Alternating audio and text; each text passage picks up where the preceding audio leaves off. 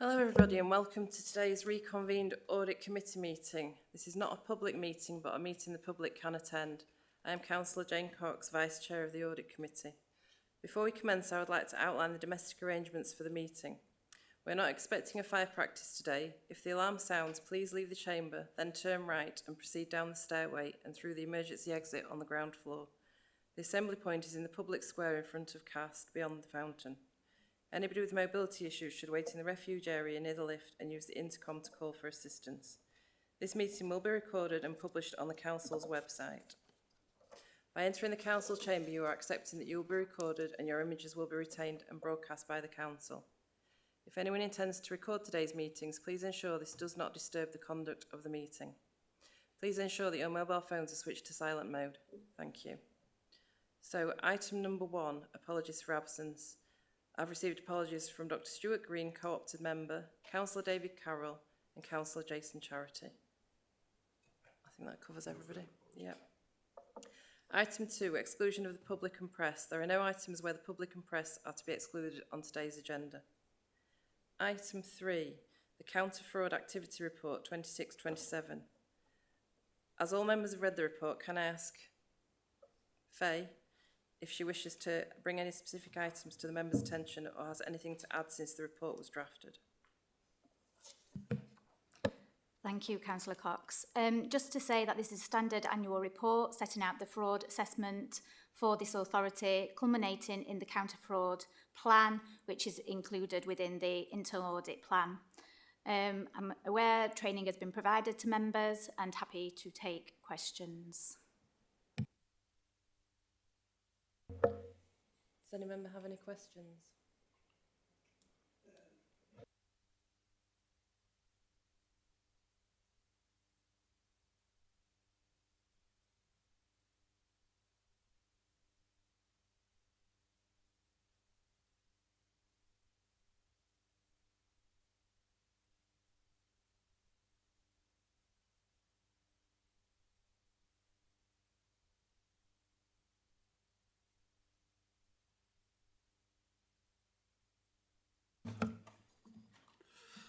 Page 116, item 2.6, regarding housing tenancy fraud. Who actually refers these and how are they identified?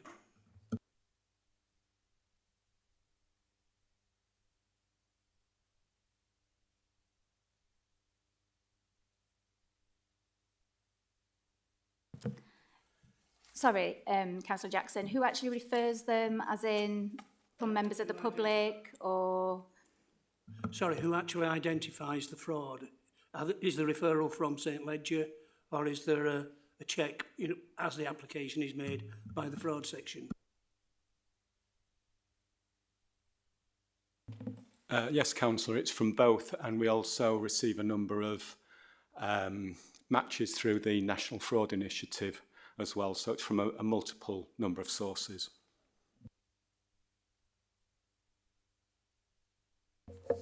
Any further questions? No. Is there a proposal to agree the recommendation at paragraph 6 of the report? Thank you. Thank you. The recommendations are agreed. Item 4, the Anti-Fraud and Corruption Framework 26-29. As all members have read the report, can I ask Peter Jackson if he wishes to bring any specific issues to members' attention or has anything to add since the report was drafted?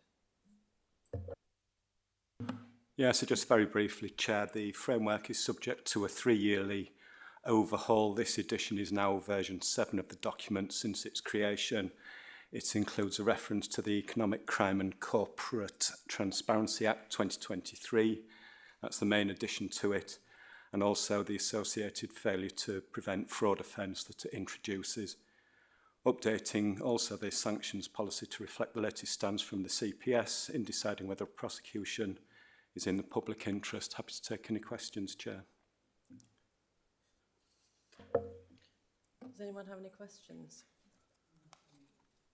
Can I just ask Pete how this differs from the previous one, if there's any significant changes? So, yes, Chair, the main difference is the reference to the Economic Crime and Transparency Act. that only came into, whilst it's 2023, I think it actually only came into force late on last year or early on last year, I think. And then, as I said, the sanctions policy has been updated to reflect the CPS advice that's recently passed. So is that a positive change? Is that going to create more work? I think when we've looked at the Economic Crime and Corporate Transparency Act, we've assessed it as very low risk. Our existing anti-fraud arrangements are sound. And when we've assessed the risk of failure to prevent fraud offence, which is the sort of council or its employees committing fraud, it's very minimal, and we are covering off one or two areas where there is some potential exposure as part of the audit plan coverage during this year. So it has imposed a little bit of extra work in doing this initial assessment, but the further work that it creates is very minimal. And going forward, we just need to maintain an ongoing assessment and ensure that we maintain sound control arrangements over our fraud and corruption arrangements, Chair. Thank you. I was just going to draw members' attention to the version history as well in Appendix A, because that sets out the changes, the date of the change and the main substance of the change. But as Pete said, the main change is that in relation to April 26 is the new sections in relation to ECCTA. But that shows the chronology going all the way back to when it was introduced, 1999. Thank you. No one else has any questions? No. Is there a proposal to agree the recommendation at paragraph 7 of the report? Thank you. The recommendation is agreed.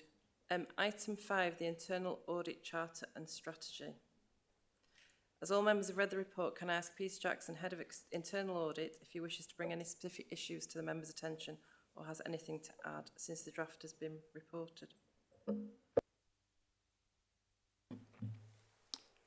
Thank you, Chair. So, we're split into two parts here, the Charter and the Strategy. Shall I just do an intro for the Charter and consider that first, or shall I do the Charter and the Strategy and just go with the flow? Do them both. Do both. Okay. Right. Okay. So, first item is the Internal Audit Charter. The Charter is in effect the terms of reference for the Internal Audit Service. It's got to be reviewed periodically and presented to the Audit Committee for approval. There's been several changes to the Charter, and this is to reflect the requirements of the new global internal audit standards in the UK public sector and the Code of Practice for Governance of Internal Audit in the UK local government. It also sets out the roles and responsibilities for producing, updating and approving the audit plan, including significant interim changes, which are set out in section 7.3 of the document. The strategy, this is a document that sets out the overall strategic direction of the Internal Audit Service for 2026 to 2029. It supports the delivery of the Doncaster Delivering Together, the City Borough Strategy and the Council's corporate plan, and it's focusing on enhancing and protecting organisational values, which is within the sort of mission of internal audit, and improving the effectiveness of risk management, control and governance processes. It's got three key areas: developing agile and data-driven approaches to auditing, workforce planning and professional development, and developing the assurance framework. Happy to take any questions, Chair. Does anyone have any questions? I just have one, it's similar to the previous one.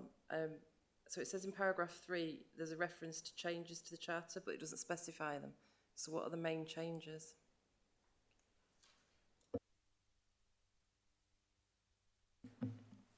It's a little bit of a rewrite, mostly around wording to make us be visibly compliant with the global internal audit standards. So our basic charter has always been the sort of around the rights of access to information and explanations from officers at all reasonable times. Those sort of things are still embedded within the document. It's more just been refined to pick up the specific wording of the standards. So there's nothing really major. It's more around the wording and the way that we've presented it.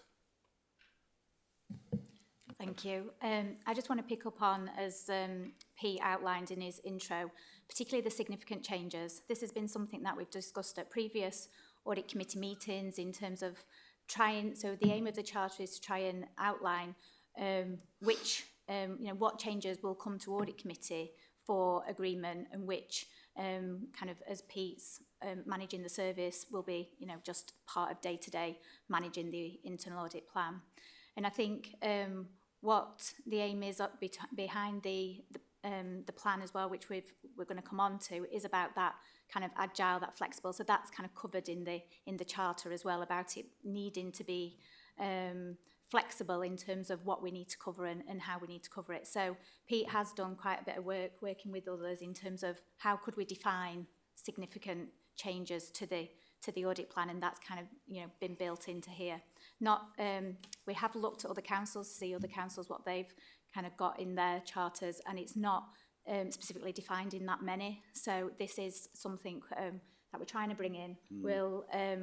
We're obtaining guidance as well from SITFA and others in terms of what is reasonable in terms of that definition of significance, because I think that is quite a change really in terms of this. Yeah, thank you, Faye.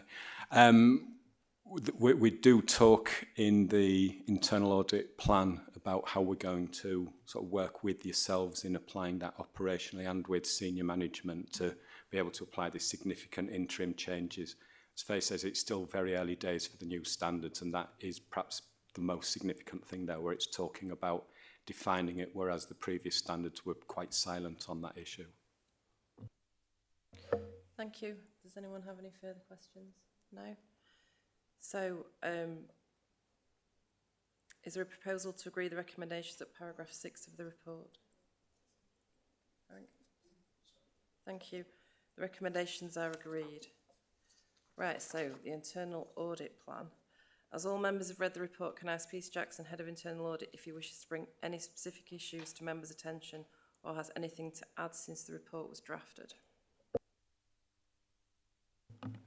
Okay, Chair, so I'm going to sound a little bit repetitive here, but we've prepared our audit plan in compliance with the new global internal audit standards. I think it is really important to be sort of stating this, though, because we are due to have our external quality assessment carried out later on this year, and that is what they are assessing us against. So the plan is driven by the Council's organisational objectives and priorities and the risks that may prevent the Council from achieving these objectives. In line with the auditing standards, the proposed audit plan has been devised adopting a risk-based approach.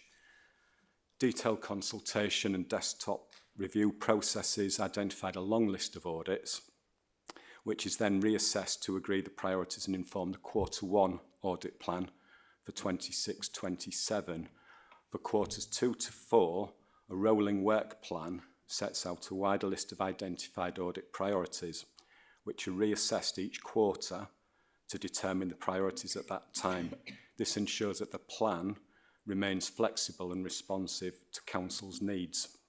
As part of this quarterly review process, I'm wanting to engage with committees, I've just said, and management, and this is something that I hope we can develop over the current year to make this process work and ensure that committee are involved and aware of what the work of the team is.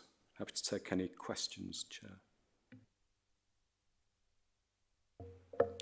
Does anyone have any questions on the plan? No. I have one, Peter, and it was about, and I'm trying to find it, and I can't find what page it's on because these are my notes from the previous meeting. In Annex 1, I've written that, it says it references Council online inquiries, and it says this piece of work will assess issues being raised via the Council online reporting system to consider whether there is any potentially fraudulent or other serious activity taking place. This piece of work was requested and adds value by ensuring that serious issues are being dealt with appropriately. Just give us some oversight on that, please.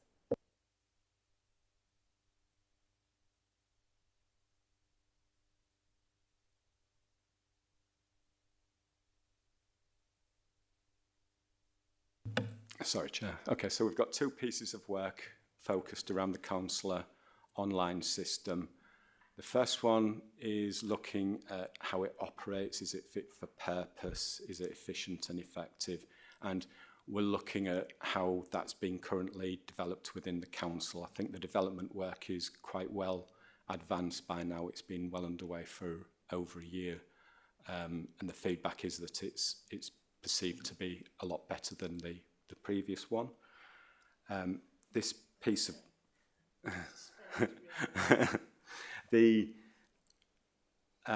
this piece of work that we're looking at here arose from a discussion that we held a few months ago now, when is there anything more of an underlying problem within the complaints that are being logged on the councillor online system. So on the face of it, there's a service complaint, but could there actually be something more of a concern underlying it? Might there perhaps be a tenancy fraud issue, for example? So we're basically having a look at how we can sort of view through the types of complaints and just assess whether there's anything that we might want to do a little bit more of a detailed look at through the sort of internal audit lens on it, rather than a customer service perspective.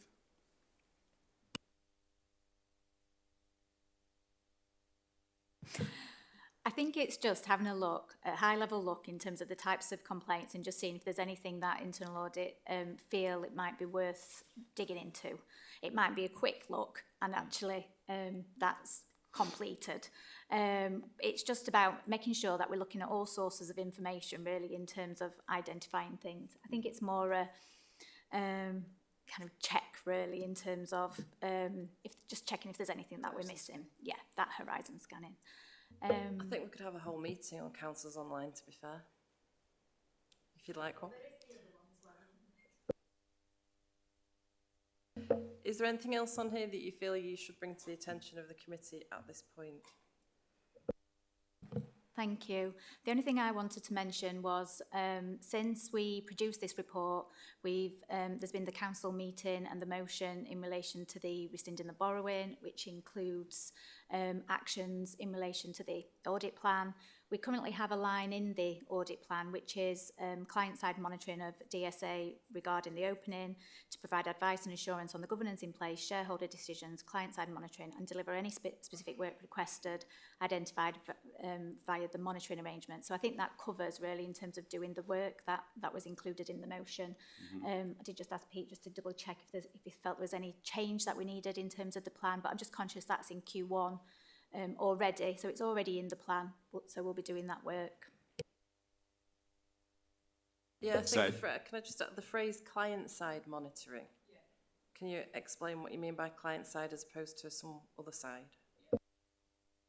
If that's okay, Chair. So if we go back to the 5th of November Cabinet meeting, it set out the interdependency between SIMCA, Council and FDL, and there's the interrelationship is governed via a loan agreement between the Council and FDL.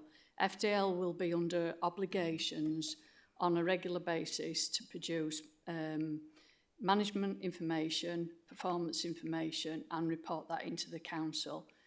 I anticipate that company will produce monthly information like we do, and then we report that in quarterly. We talked about having a flow, so exactly how we've got at the moment, where we've got the finance and performance improvement report that comes through to Cabinet. It would then go to overview and scrutiny committee. So we've got that arrangement. Client side would affect that governance that sits behind it, both Cabinet and the overview and scrutiny. We set that out as effectively the shareholder, therefore the client side arrangement. But they inevitably will be needing officers in order to assimilate that information, cross-check it, and also in terms of ensuring we've got separation duties. So we've got whilst it hasn't been formed, we've had conversations with Simca in terms of how Simca and the council, from an officer point of view, form a client side in order to ensure that there's the effective information flow coming from FDL through to council and into those existing decision-making forums. As part of the amendment that you passed last Monday, there was also a reference in there about an airport governance board. So that were a new requirement that the full council have charged effectively us to consider how that will be established. So we'll need to give some thought about how that sits within that decision-making framework that I've just set out, because we want to make sure that you're getting as much insight and transparency of information, but we don't want to overburden the system so that it's absolute, because it's going to be a fast-moving arrangement. Months, in terms of our monthly monitoring, they happen quickly. So we need to make sure that it's as efficient as possible, so that and it's as clear as possible between decision makers and a more a broader, I'm going to call it church of a broader church in terms of that airport governance arrangement. So I suppose what I've just set out is a bit of a landscape, probably cluttered one, if from listening to what I've just set out, that needs to be formalised and set up when we've got the loan, the FDL and all the appropriate arrangements starting. I guess from that clutter, my question would be, one of the questions would be who would you look at being the airport governance? Because, and there's no detriment in what I'm going to say, but we have a small pool of officers, and the small pool of officers seem to be involved in FDL, the council, and clearly I wouldn't expect them to be involved in the governance. So our pool of people is quite small. Absolutely get your point. And that's in part why we've invited Simca into that arrangement, in order that we've got a separate check and challenge, given that they're the funders.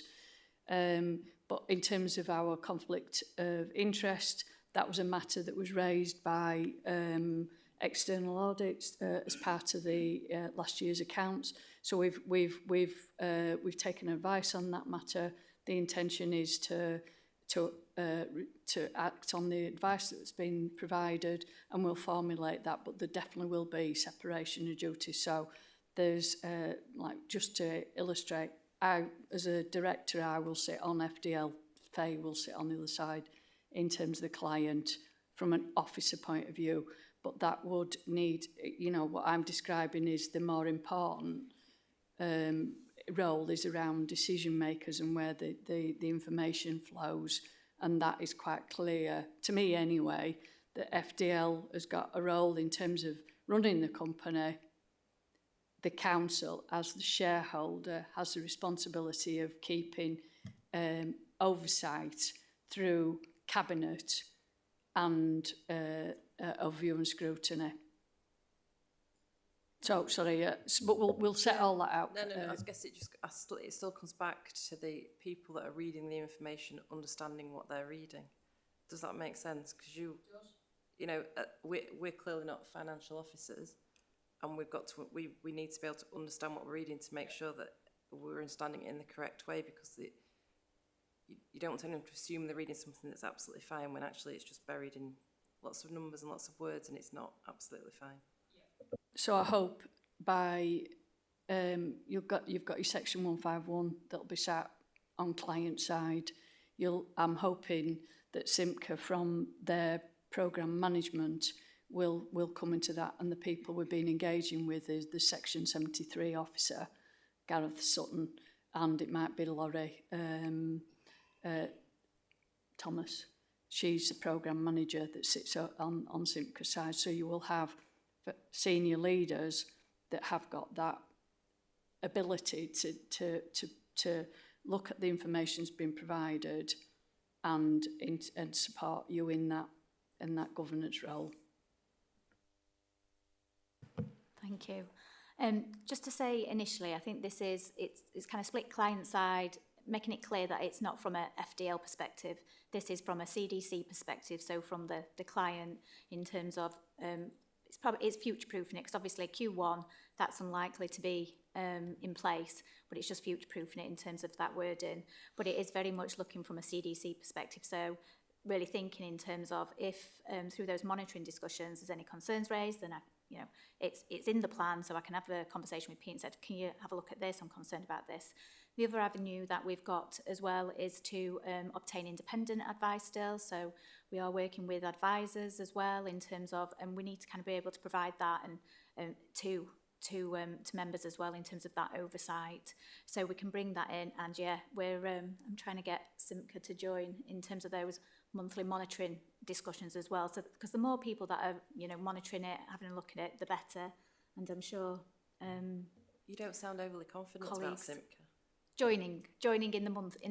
I think it's the regularity of it. I wouldn't say that they've got a responsibility. They're the funder, and it will be covered under the terms. It'll be covered under the funding, the grant agreement, funding agreement. It's called. So they will have that requirement. It's just the extent we anticipate it working like we operate on that monthly cycle.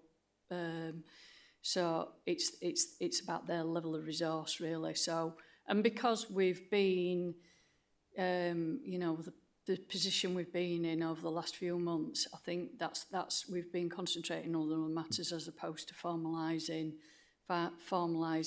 the sort of governance arrangements thereafter. So, because the other aspect is Simca as part of the apart from their assurance, they've got two dedicated directors on the board, so they will be also receiving information via that route as well.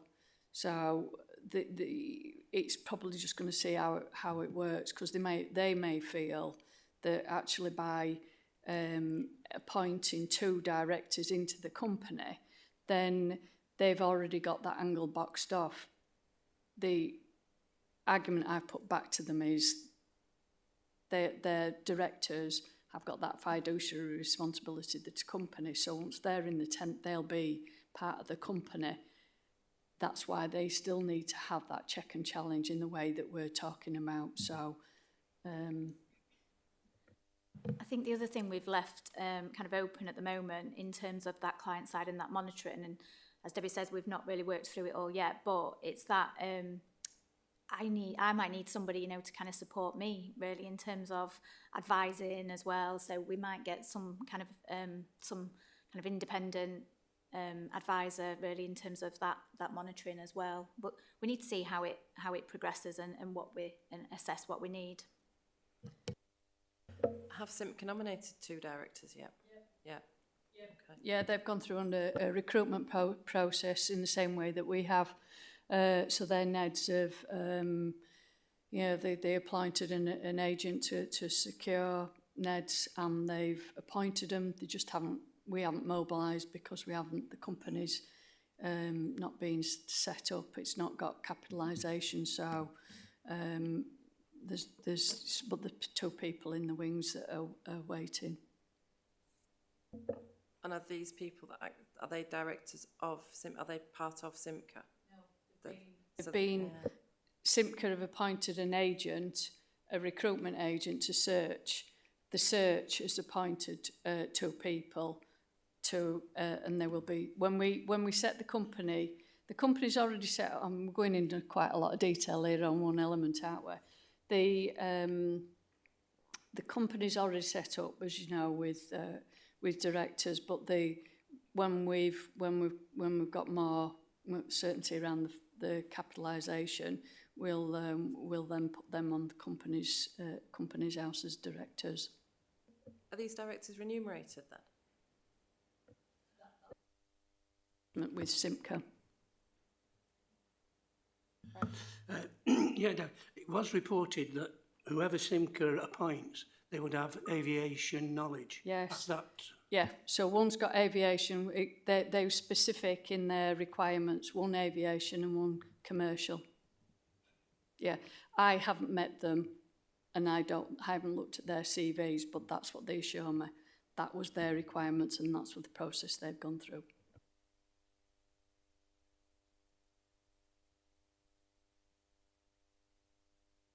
Frank? No, I'm fine. I'm sorry, Chair.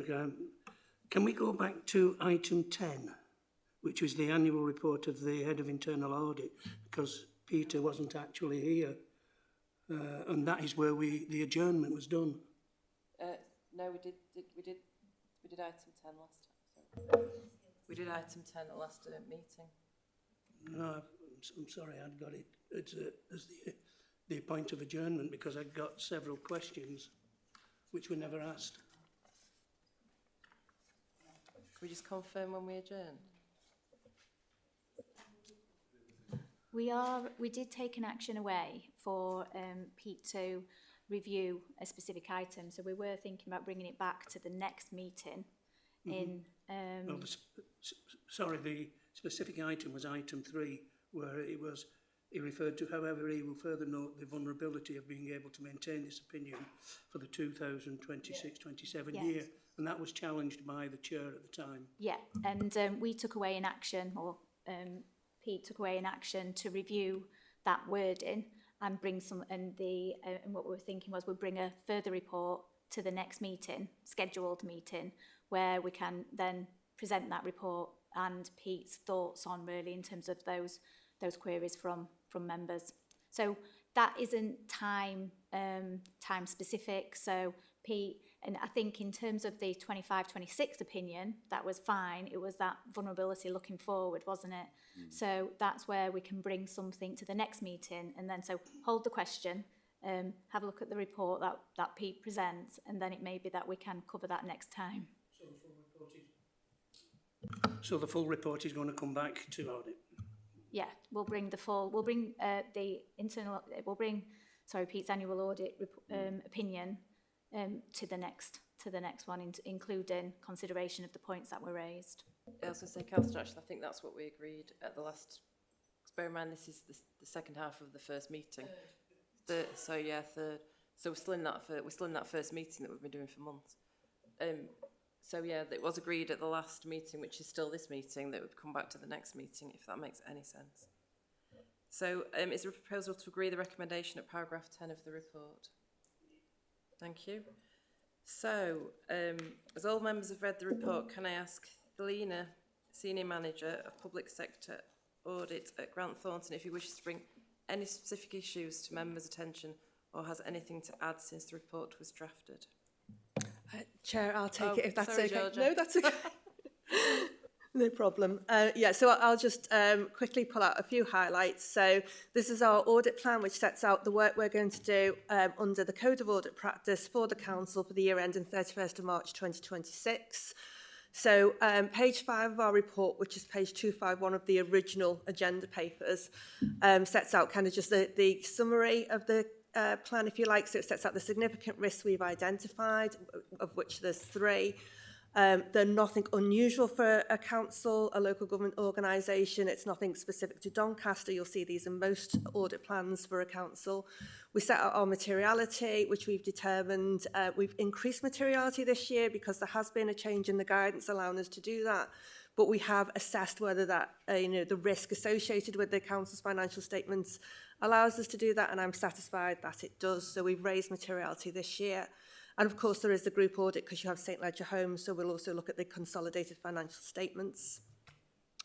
On the following page also then sets out our value for money work. So you'll recall we brought our auditor's annual report to the November meeting, which related to 2025, and with some significant weaknesses we'd identified in that report. So we are rolling them forward as risks for this year, as you would expect, and we'll be following those up.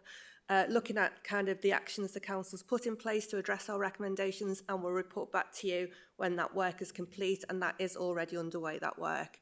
And then there's just a bit of logistics, which it just includes kind of the fee, and we have done some interim work this year, so we've done some early testing to help us kind of get ahead of the game, if you like, for when we do the financial statements work, which will be starting in July. And just to confirm, we've complied with all ethical standards, so we remain independent, which we are required to reconfirm to you on an annual basis. The following pages kind of set out all of that in a bit more detail. So you've got more detail on each of the significant risks and how we propose to address those risks, the work that we will do. You'll see a couple of extra things in there around revenue and expenditure. They are risks that we have to consider under the auditing standards, but we are able to rebut those risks. So we've set out there that we have rebutted those risks around revenue and expenditure.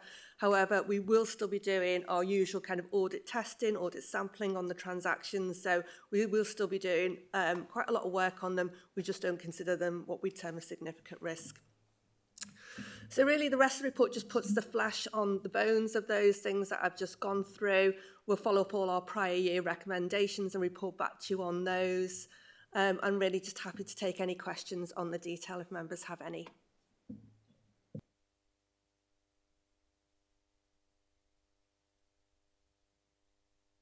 Only just when do you expect to finish the report for the financial year? When are we expecting to receive that?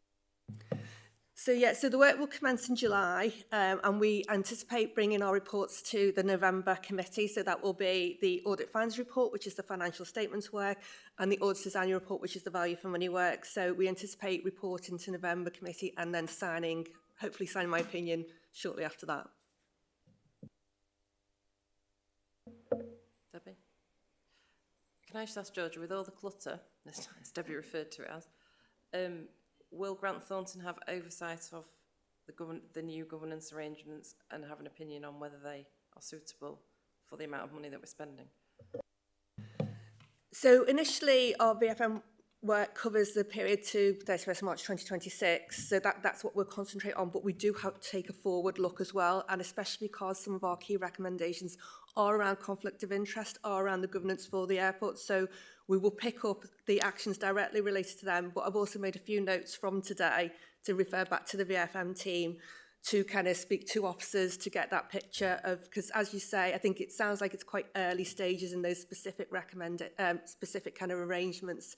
And the key for me would be that those arrangements are then finalised, set out, members understand kind of what's in place for their, especially Overview and Scrutiny Committee, knows kind of what the flow of information is, what they will see, what support they've got. So we'll definitely kind of pick that up in terms of the point it is now and the proposals, and see how that kind of fits in with the findings that we've had previously and how we think the government's arrangements look to be developing.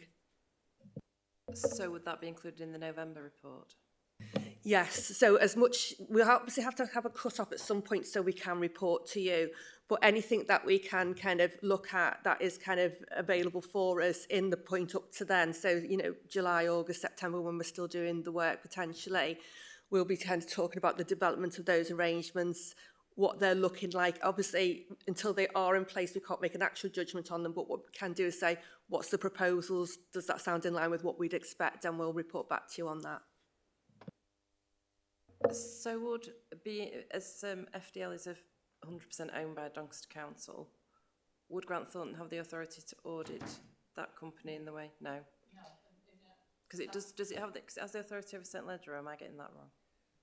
So St Ledger obviously is an established company. There's material transactions going through it, and so under the accounting standards, if it's kind of would have your subsidiary would have a material impact on your accounts if consolidated, then you have to consolidate it.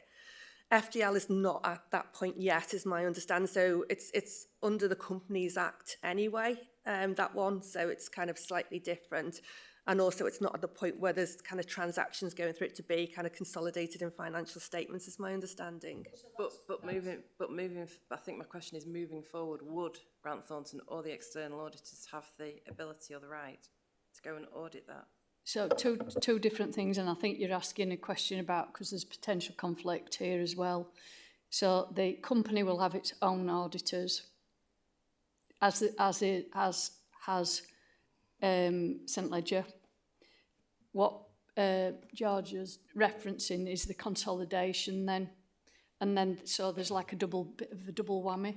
Company needs to do its own accounts. Company will need to have its own auditors separate, and then it will come into the whole. I was going to say whole government accounts, but the group accounts. So just for my understanding, DCLT, St Ledger have independent auditors as well. But but do you have an oversight of that, obviously, to connect it back to the council and see if it all works in the correct manner, I'm guessing? Yeah, apologies if I confused things. So yeah, St Ledger have their own auditors.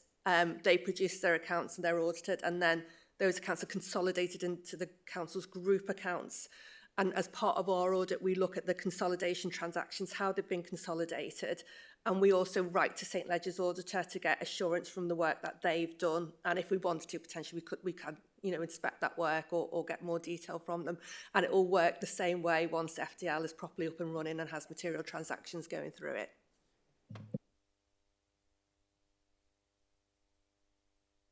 Any further questions? No? Okay, is there a proposal to note the report? Thank you. The report is noted. That now concludes the items of business on today's agenda. Thank you to everyone for their attendance. Whilst he has been able to attend the meeting, I note that it is the final meeting of our co-opted independent member, Dr. Stuart Green, whose 4-year appointment ends in May. Can I express on behalf of the committee our thanks for his contribution over these 4 years? I now declare the meeting closed.